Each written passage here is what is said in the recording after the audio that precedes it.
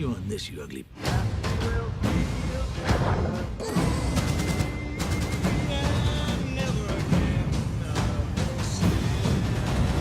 Hello and welcome to 2D Talk. I'm Jayse and this is my non-spoiler review of The Meg, based on the 1997 book Meg, a novel of dark terror by Stephen Alton. The movie stars Jason Statham, Bingbing, Rainn Wilson, Ruby Rose, Winston Chou, and Shuya Sophia Kai, and is directed by Jon Turteltaub. And what a surprise this movie was to everyone, audiences and box office alike. Opening at 44 million last weekend in the US, where industry projections had it at around 20 million. It shows that the might of the shark still has something that can draw butts into seats. And this, if you can believe it, is Warner Brothers' biggest opening this year for a movie. Yes, over Ready Player One. So, the movie follows a team of researchers who, as most humans in these kind of movies do, venture too deep into the unknown, and in doing so they encounter a megalodon, a giant prehistoric shark thought to have been extinct for more than 20 million years. Situations go from bad to worse, and with the Meg on a collision course with one of China's most densely populated beaches, can the researchers and Statham stop it in time? Alright, so the cast is great. They all have great representation in the movie, and Statham, who has racked up the biggest solo opening of his career, is being Statham. But the film gives him opportunities to show off his more comedic side, which is great, as that's what I think makes him shine as an actor.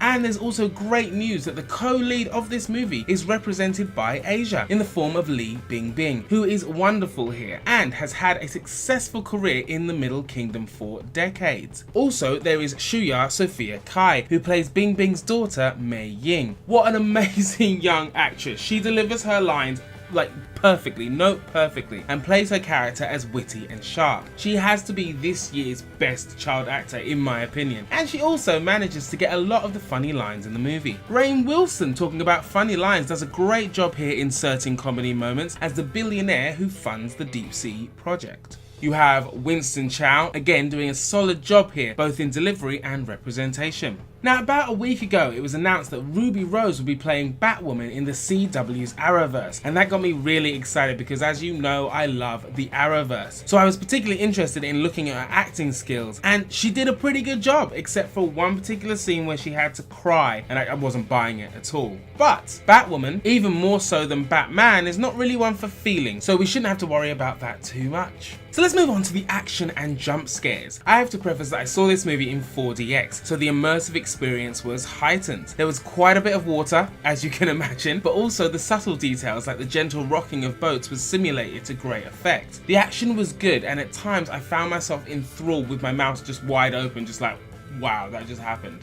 Now, as you may know, I love the ocean, but it scares the bejesus out of me. Now, add a 79-foot mega shark to the mix, and I was legit terrified every time someone got into the water, or fell into the water, or when they were on the edge of a boat. Like, it's just exactly what the director wanted, and he succeeded. The CGI and visuals were also really good, if not a little murky, but sometimes that was really well done because you didn't know where the Meg was coming from and where it would strike next, so that actually added a lot of screams to the theatre and gasping as well from audiences. Now, let's not be under any illusion that this movie is going to go down in history along with the likes of Jaws, okay? Let's just not. And what's more, the movie is fully aware of this fact and uses it to full effect by not taking itself too seriously, but also being all out wacky at times, which is where I think the surprise is coming from. I think a lot of people thought this movie is going to take itself uber seriously and it's just going to be absolutely ridiculous because it's anything but the movie was like, I'm fully aware that I am ridiculous. So I really appreciated that.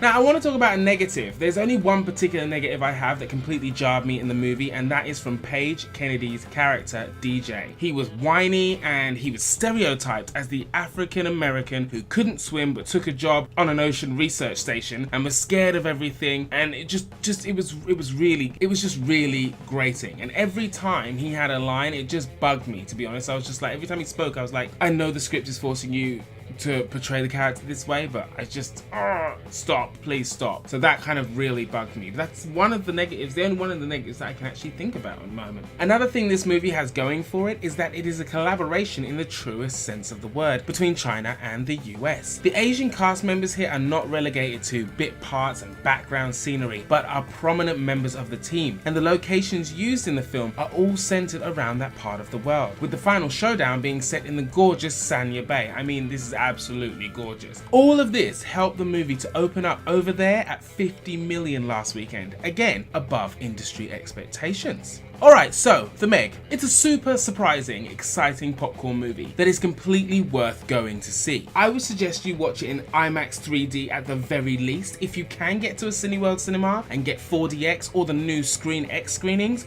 go for that. Immersion is the name of the game with this movie. The audience really helped too, so the more people in the theatre with you, the more buzzed excitement that there will be. The movie also goes a long way to building a strong foundation for future collaborations in the movie industry, and also highlighting smaller demographics. Plus, the film did for Jason Statham what Skyscraper could not for Dwayne Johnson, and that is garner worldwide excitement as they approach their Hobbs and Shaw Fast and the Furious spin-off movie coming out next year. I'm giving The Meg a solid 4. It's gonna get ya! Out of 5 for sheer brilliance in delivery and entertainment, and for keeping it real. But what did you guys think? Have you seen the movie? Are you excited, or did you, like Hollywood, write this film off as something that you can stream later on down the line? Are you a Jason Statham fan, and are you now more excited to see the Hobbs and Shaw movie when it's released? If you have seen it, what kind of score would you give it? I'm really interested to know, so let me know. Guys, please comment below, let me know. Please like, share, and of course subscribe. Don't forget to catch us on Twitter, Facebook, Instagram, and Pinterest. That's it from 2D Talk, guys. You take care of yourself. See you later.